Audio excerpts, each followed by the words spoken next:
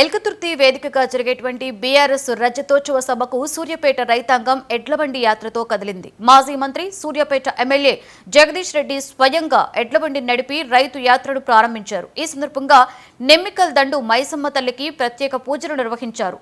సుమారు 5 కిలోమీటర్లకు పైగా ఎడ్లబండి నడిపి యాత్రను ఉత్సాహంగా ముందుకు నడిపారు జగదీష్ రెడ్డి. అనంతరం ఆయన మాట్లాడుతూ బీఆర్ఎస్ రజతోత్సవ సభను ప్రభుత్వ వ్యతిరేక సభగా ప్రజలు మార్చుకుంటున్నారని అన్నారు.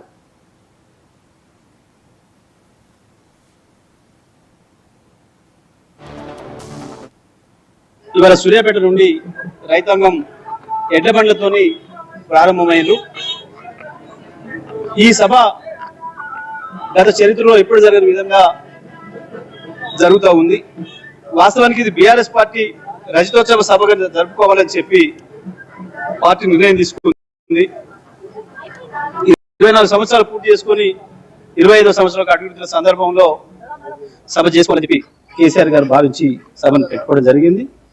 కానీ ఇవాళ రాష్ట్ర ప్రజలు మాత్రం మేము పొరపాట్ల కాంగ్రెస్ పార్టీకి ఓట్లేసి తప్పు చేసినాం, ఇవాళ నీడలున్న వాళ్ళ మేము ఎండలపడ్డాం, మేము నాశనం అయిపోతున్నాం, అన్ని రంగాలు నాశనం అయిపోతాయని చెప్పి ప్రజలు ఈ ప్రభుత్వం పైన కాంగ్రెస్ పార్టీ పైన కోపంతో ఉన్నారు.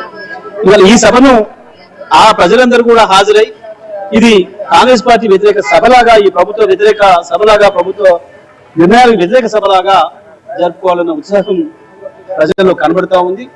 ఈ వర్గం ఆ వర్గం అని కాకుండా అన్ని వర్గాల ప్రజలు, ప్రత్యేకించి రైతాంగం అసలు వ్యవసాయమే దండగా అన్న పరిస్థితి నుంచి వ్యవసాయాన్ని పండగలాగా మార్చిన కేసీఆర్ ను మేము వదులుకోవడం అనేది అది పెద్ద పొరపాటు అని చెప్పి ఇవాళ రైతాంగం భావిస్తూ ఉంది ప్రధానంగా.